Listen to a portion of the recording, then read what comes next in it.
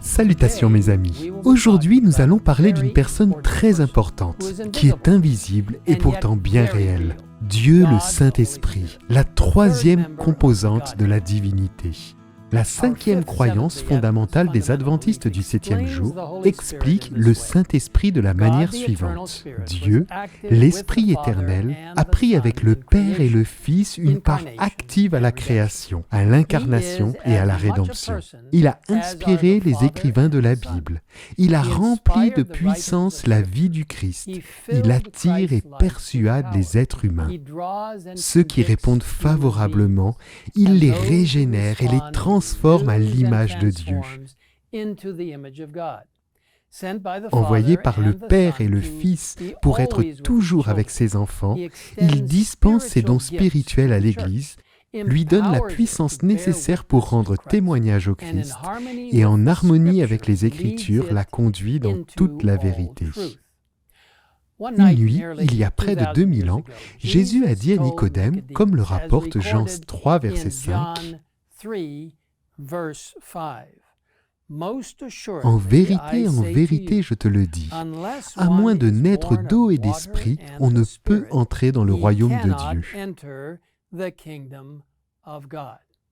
Jésus faisait référence à la nécessité du baptême d'eau et du Saint-Esprit.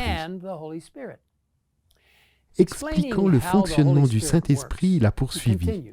Le vent souffle où il veut, et tu en entends le bruit.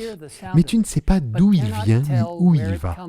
C'est aussi le cas de toute personne qui est née de l'Esprit. Une part importante de l'action de l'Esprit consiste à nous convaincre de nos péchés, à nous amener à la repentance et à transformer notre vie pour qu'elle ressemble à celle de Jésus. En parlant à ses disciples du Saint-Esprit, Jésus a dit en Jean 16, verset 8, « Quand il sera venu, il convaincra le monde en ce qui concerne le péché, la justice et le jugement. » Il a poursuivi en disant, « Quand le défenseur sera venu, l'Esprit de vérité, il vous conduira dans toute la vérité. » Une tâche importante du Saint-Esprit est de nous aider à comprendre la vérité que Dieu a révélée dans la Bible. Examinez cette explication puissante de l'œuvre du Saint-Esprit donnée par Ellen White. Son œuvre consiste à établir et à maintenir la vérité. Il commence par habiter dans le cœur en tant qu'esprit de vérité, et c'est ainsi qu'il devient un consolateur. La consolation et la paix procèdent de la vérité. Il ne peut y avoir de vraie paix et de vraie consolation dans l'erreur. Le Saint-Esprit, dans les Écritures, parle à l'intelligence et grave la vérité dans le cœur. Il dévoile ainsi l'erreur et l'expulse de l'âme. En tant que partie intégrante de la divinité, le Saint-Esprit a toujours existé et la Bible le révèle comme une personne et non comme une force impersonnelle. Il lutte comme nous le lisons dans Genèse 6, verset 3, où le Seigneur dit « Mon esprit ne contestera pas toujours avec l'homme ». Comme indiqué dans Luc 12, verset 12, il enseigne. En effet, le Saint-Esprit vous enseignera au moment même ce qu'il faudra dire. Il convainc, comme nous l'avons noté dans Jean 16, verset 8. Dans Actes 13, verset 2, nous le voyons diriger les affaires de l'Église. En Romains 8, verset 26, nous lisons cette belle description. De même, l'Esprit aussi vient en aide à notre faiblesse. En effet, nous ne savons pas ce qu'il convient de demander dans nos prières, mais l'Esprit lui-même intercède pour nous par des soupirs que les mots ne peuvent exprimer. Il inspire, comme l'indique 2 Pierre 1, verset 21. Car ce n'est jamais par une volonté d'homme qu'une prophétie a été apportée, mais c'est poussé par le Saint-Esprit. Et sanctifie, comme mentionne 1 Pierre 1, verset 2. La préscience de Dieu le Père est conduite à la sainteté par l'Esprit, afin de devenir obéissant et d'être purifié par le sang de Jésus-Christ. Le Saint-Esprit était actif lors de la création, alors qu'il planait au-dessus de l'eau. David l'a reconnu lorsque, dans le psaume 51, verset 13, il s'est écrié « Ne me rejette pas loin de toi, ne me retire pas ton Esprit Saint. » Nous voyons le rôle du Saint-Esprit dans l'incarnation de Jésus-Christ. Lorsqu'un ange a dit à Marie ce qui suit, comme le rapporte Luc 1, verset 35, « Le Saint-Esprit viendra sur toi, et la puissance du Très-Haut te couvrira de son ombre. C'est pourquoi le Saint-Enfant qui naîtra sera appelé Fils de Dieu. » Jésus lui-même a reconnu l'onction du Saint-Esprit lorsqu'il a lu le passage d'Ésaïe 61, verset 1. « L'Esprit du Seigneur, de l'Éternel est sur moi, parce que l'Éternel m'a consacré par onction pour annoncer de bonnes nouvelles aux pauvres. Il m'a envoyé pour guérir ceux qui ont le cœur brisé, pour proclamer aux déportés la liberté et aux prisonniers la délivrance. » Peu avant sa crucifixion, Jésus a assuré à ses disciples « Je vous ai dit cela pendant que je suis encore avec vous, mais le Défenseur, l'Esprit Saint que le Père enverra en mon nom, vous enseignera toutes choses et vous rappellera tout ce que je vous ai dit. »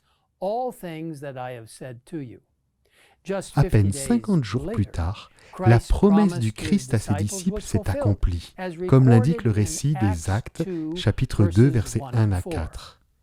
Quand le jour de la Pentecôte arrive, ils étaient tous ensemble dans un même endroit. Tout à coup, il vint du ciel un bruit comme celui d'un vent violent qui remplit toute la maison où ils étaient assis. Des langues qui semblaient de feu leur apparurent, séparées les unes des autres, et elles se posèrent sur chacun d'eux. Ils furent tous remplis du Saint-Esprit.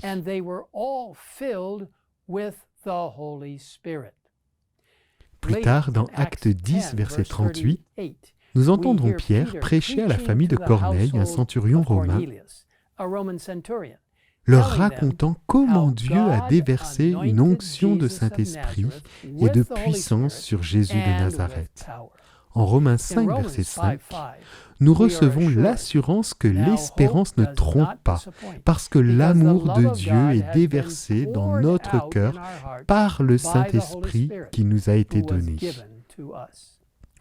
Tous les disciples de Jésus doivent recevoir le baptême du Saint-Esprit en s'abandonnant complètement à lui et en lui permettant de transformer leur vie.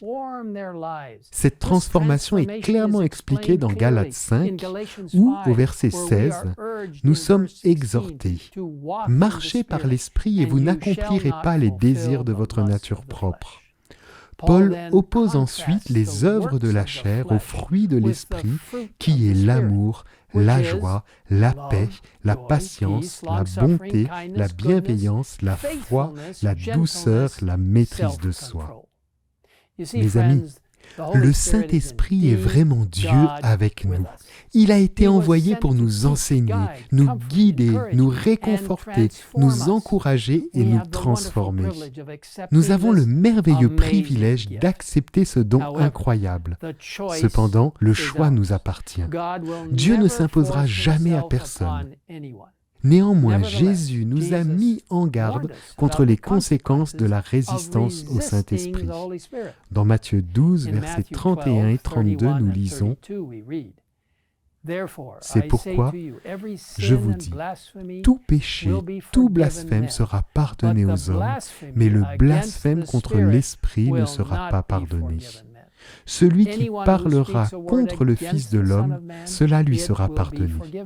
Mais celui qui parlera contre le Saint-Esprit, le pardon ne lui sera accordé ni dans le monde présent, ni dans le monde à venir. » Un péché qui ne peut être pardonné, comment est-ce possible? En effet, c'est par le Saint-Esprit que Dieu nous atteint, nous convainc de nos péchés et nous transforme. Si nous l'excluons, nous avons choisi de couper la communication avec Dieu lui-même.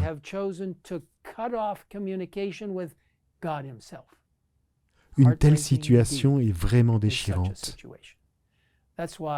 C'est pourquoi il est si important pour vous, pour moi, pour nous tous, de tenir compte de l'appel lancé dans le psaume 95 et répété dans Hébreux 4, verset 7. Aujourd'hui, si vous entendez sa voix, n'endurcissez pas vos cœurs. Mes amis, je vous invite à accepter ce merveilleux cadeau aujourd'hui. Si vous souhaitez en savoir plus sur Dieu le Saint-Esprit, je vous encourage à visiter le site adventiste.org/holy-spirit. Louons notre Seigneur pour son incroyable don du Saint-Esprit alors que nous prions ensemble. Père Céleste, merci parce que toi, le Fils et le Saint-Esprit travaillaient ensemble de manière si magnifique. Merci d'avoir créé ce monde. Merci de nous avoir créés. Merci d'avoir pensé au plan du salut avant même la création de cette terre. Merci d'avoir envoyé le Saint-Esprit pour nous convaincre, nous enseigner, nous aider dans notre travail pour toi en nous améliorant. Maintenant, Seigneur, nous te demandons de remplir nos vies du Saint-Esprit et nous prions pour la pluie de l'arrière-saison du Saint-Esprit, lorsque l'œuvre de Dieu se déplacera si rapidement et qu'alors Jésus pourra revenir. Merci de nous écouter. Nous te le demandons au nom de Jésus. Amen. Amen.